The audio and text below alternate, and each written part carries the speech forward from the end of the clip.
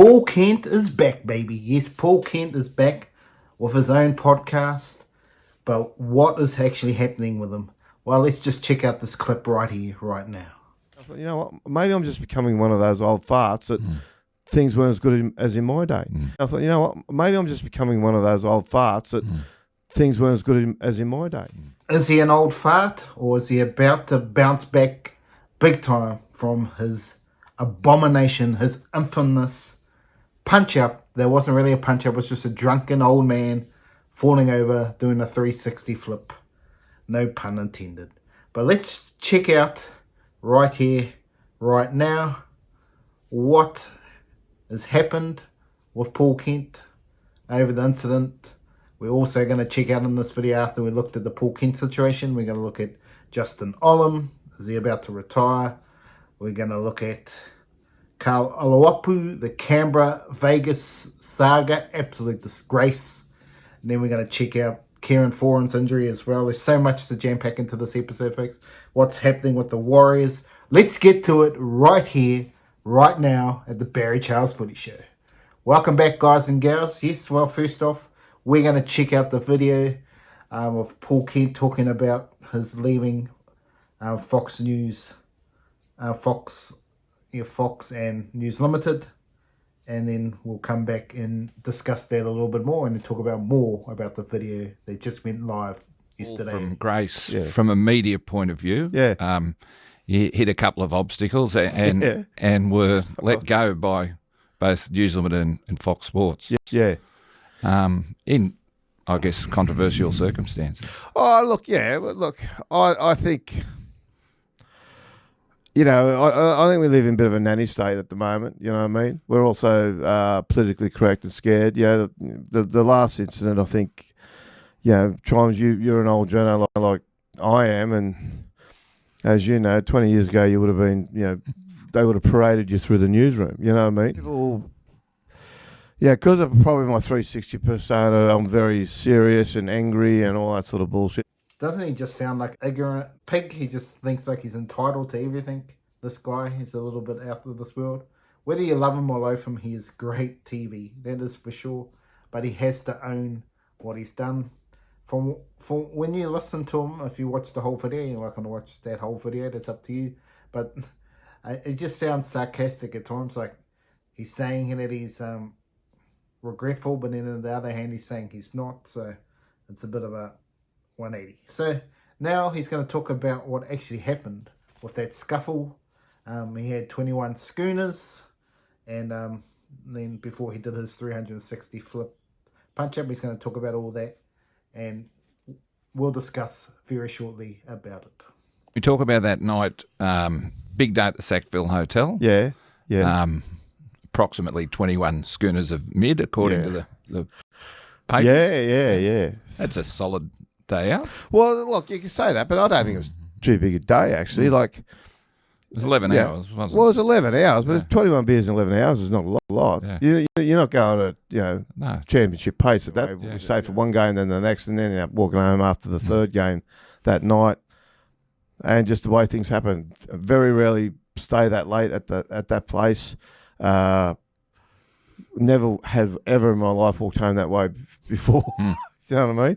It's just a series of unfortunate incidents. And everyone saw what happened at the what happened on whatever was Instagram, wherever it went around. But on the CCTV footage, I walk up, I get a photo with a bloke who's ironically the bloke that took the video of me. Yeah. But how the Bulldogs going to go this year? We have a talk about footy, all that sort of rubbish. I was on the phone actually, but still trying to talk to them. And then bloke yelled out. He said it came out wrong in court. In court it said match. He said to me, "You're going to go to the march tomorrow." I didn't know what he meant, so I just kept walking. And then he turned around. Then he said to me, I'd walked about, 15, 20 feet past him, I reckon. And he said, "Oh no, that's right. You like to bash women." So I turned around. I said, "Who said that?" He said, "I said it." And I said, "Mate, that's not cool." I said, "Apologise." He, told me to go and get. And again, I just sort of repeated myself. And then he took off his jacket. He had tied around his waist. Yeah, and he walked up on me. I told him to back off. He walked away. He came up on me again. He walked away. And I thought to myself, he's going to start this bloke. So I thought I'd go first. Doesn't he sound like Mike Tyson? A wily coyote, just a person that goes, boom, punch first, think about it later. I think so with Paul Kenty. It's a bit like that. But he is so comedic. And to say his angry guy image is not part of him, well, it's just absolute madness. That's totally part of him. And that he is the real deal. And obviously he has too much to drink all the time. Well, not all the time, but regularly. So it's just something he needs to work on. But yeah, there's no interest in him. And I think going forward, then maybe society has gone flying by, past all the stuff he's talking about. He with the rugby leagues catering to once more to the female audience, and Paul Kent is the opposite of that. Apart from the old school females that like that stuff, but the new generation are not into all that bullying rubbish. So it's just interesting to see how. But let's have a look at what Kenty has to say about journalists going forward. What are the young brigade doing compared to what they used to do? No one's interested. Like no one's interested in giving me a job. Okay? I mean, you're probably arguably the best sports writer in the country, and you can't get a job. Yeah, well, I can't get a job. So tell us why you can't get a job. Because no one's brave enough to be the first to give me the job. Yeah. So I don't know what the future is for me, to be fair. Has the landscape in journalism changed too? Significantly. Such as? Well, it's all... There's a new breed? Look, yeah, there's a new breed. You know what, it's funny because I've thought about this. And look, it's very hard to find any journalist under 40 working on rugby league who actually breaks any news, right? Now, if you were coming through my era, your era, all that, if you got to 40 and you weren't breaking any news, you're pretty much bundled to the back bench, right? You were told, mate, you weren't much good and you're going to be put on the back bench and you're just going to sub other people's copy, right? Right now, there's a lot of young journalists who can't break a story. All they do is they rewrite something that Buzz breaks or Bulldog breaks, you know what I mean, or Carrie Arness breaks. They'll rewrite their story, or they'll go to a press conference and write what they saw at the press conference, or they'll give us some irrelevant opinion. I actually have to agree with Kenty in this one, Paul Kent. I actually have to agree the future of journalism is going to be absolute rubbish. It already is rubbish. Just to give you examples, is you'll see in league, you'll see headlines like catastrophic injury. When all it is a head knock or a typical broken leg or ACL. It happens regularly. It's not like out of this world. It's not like a bone sticking out, pointing out. I think that's more horrific. That's what I call horrific. And so half the time I'll read the headline, go click on it, and then after about 5 seconds I'm out of there. Are you actually reading the headline? Are they actually getting views? You might have 1 million people look at it, but if they only look at it for 5 seconds, are you actually making money? Hell no. You're better off to have 10 people that watch the whole thing properly and it's actual proper article. That is what Kenty's getting to, so I agree with him. So it's not a bash on Kenty, this whole video. If that's what you're thinking, folks. No, it's not. It's just part of the world. So yeah, basically what's happening in journalism, they're trying to sensationalize everything, coming up with these big words that just absolute rubbish, and half the time they're just making up the stories. It's not even real. It's not even facts-based facts. That's what's happening in all media around the world, and not just rugby league, but it's just part of the picture going forward. And also with the media happening, the players are actually doing it themselves now. You look at Chad Townsend from the Melbourne Storm, you got quite a few, Ryan Papenhuyzen, Jerome Hughes and Cameron Munster all doing their thing on the one channel. So that's another part of and then other people other players are going on podcasts like Bloke in the Bar, Levels, Exec, etc., etc. So the current players are actually more self-aware and using their own social media to deliver what they need to do. But yeah, in summary of all of this about Paul Kent, I hope he does well and he gets back into where he wants to be, and that's back in the public eye We will see. Can he do it enough on his podcast? We will find out. But good luck to him. But let's get going, baby. It's not all about Kenty in this episode, even though it's run for about 8 minutes or so, but 6 minutes. Let's get to it. Let's get to what's rocking and rolling here in the rugby league world. Well, first of all, yes, the Canberra Raiders. Surely, I hope this is going to come from the NRL because Canberra are 2 weak-gutted dogs. Ricky Stewart, weak-gutted dog, mate. The Hudson Young and Morgan Smithies should be blocked out of this game. Yes, absolutely.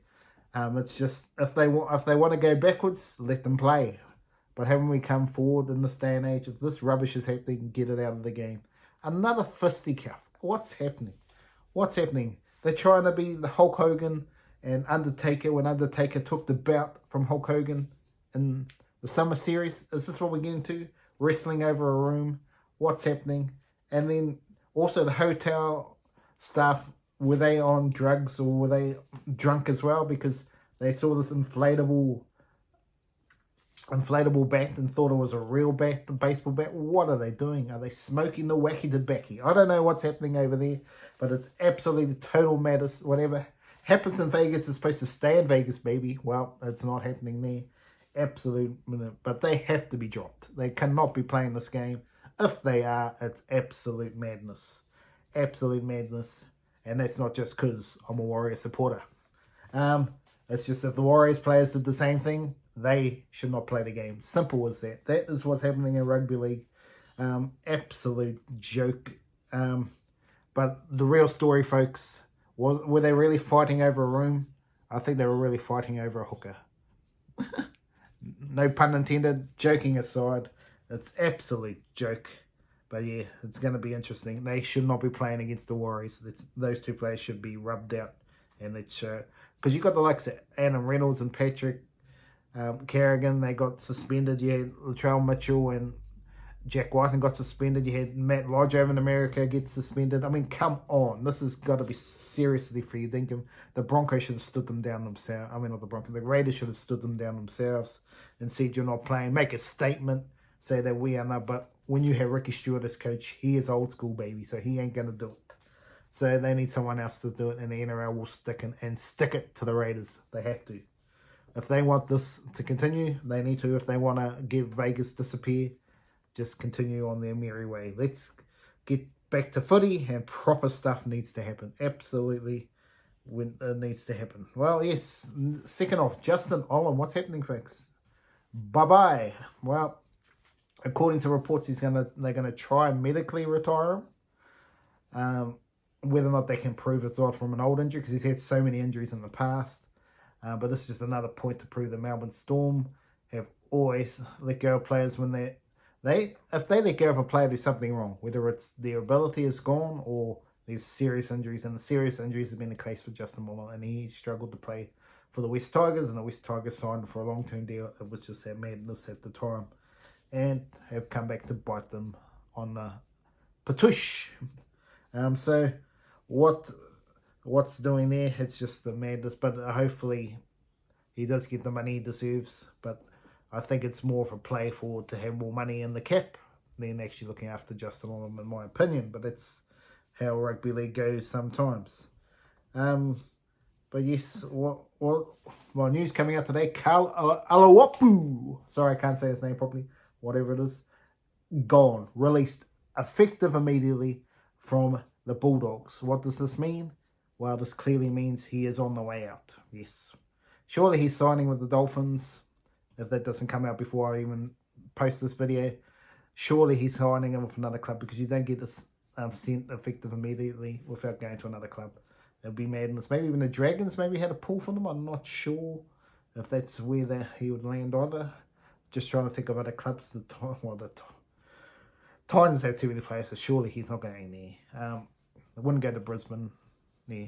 So it would be one of the lower teams, but yeah, really, it's the Dolphins, surely. That's where he's going.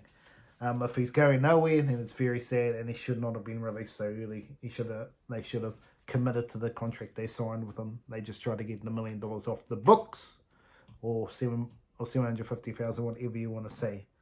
Yeah, so interesting to see how that situation unfolds and what happens there. But yes, it's getting back to the Warriors. Yes, folks, the Warriors are going to play the Raiders in Vegas. Well, if you take Morgan Smithies and Hudson Young out of the team, the Warriors are a shoo-in to win in Vegas.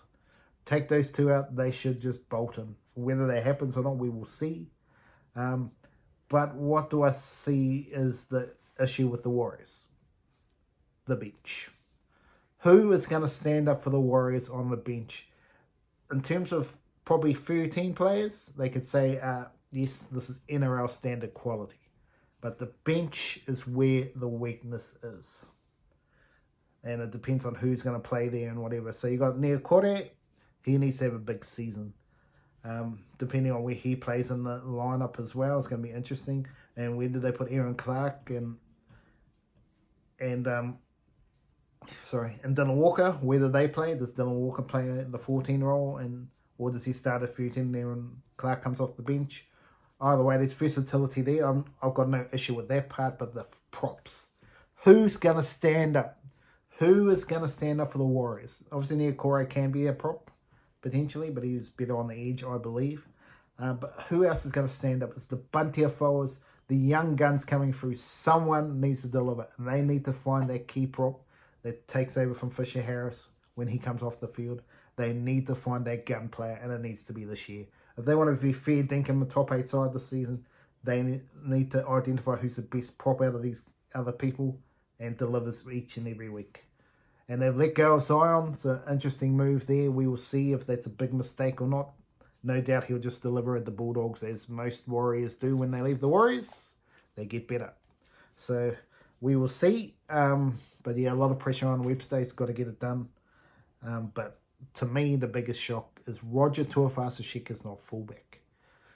Now, the only question mark I can think why he's not a fullback, folks, is because he's not good enough. Whether it's fitness or something like that, that's the only reason I can see why he is not there. He's lost maybe a bit of speed or something, because I think his defensive nous compared to Charles Nickel-Klokstad is out of this world. He absolutely commands the team at fullback. He was her future captain. To me, he's the fullback.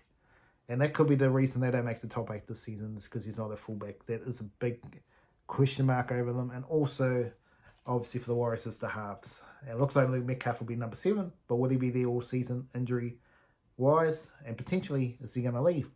If he has a good season, some club from Sydney are going to say, hey, we want you back, mate. They could be even as likes of the Sharkies. Might decide to put Nico Hines the fullback. Kennedy are gone. We'll bring in Luke Metcalf. Writing's on the wall right there, baby. And if Noah Blackburn in this air, watch the space with that one. But yes, it's going to be interesting to see. And obviously, last of all, again, injuries just continue to happen for this man. But what can you do? But yeah, Kieran Foran, sad to see it's happened yet again. Injuries, it's disappointing. Out for 3 months, I believe. Disappointing. So he'll miss the first around 12 weeks of the season. That's not good. Not good. But they have enough capability. So the question marks are out. There's no question mark now. These are your players who are going to play X, Y, and Z pretty much. Does Brisbane now go into 6 and Jayden Campbell to 7? I'm not sure. There's still a bit of work to be done there. Carter Gordon, where does he come into the mix? Does he play number 7? AJ Brisson's at centre. Campbell 6. It's going to be an interesting move how they work this one out. But it probably has made it simpler. Kieran Foran's not there. There's no one to hide behind. You got to deliver. And they could be either brilliance for the Titans, or they absolutely out the scrap heap. But what the Titans have got is the props. Tino and Mo Futawaka with Regan Campbell-Gillard. They've got the 3X there. And if David Fafita and Bo Firma come to the party, then it could be celebrations. But anyway, that's Barry Charles Footy Show for this episode. I hope you liked it. Enjoy. Remember to like and subscribe. And in the next video, we'll probably be talking about Vegas, baby. Yes, so what's rocking. We'll preview the Vegas showdowns and it all. But anyway, have a great day out there.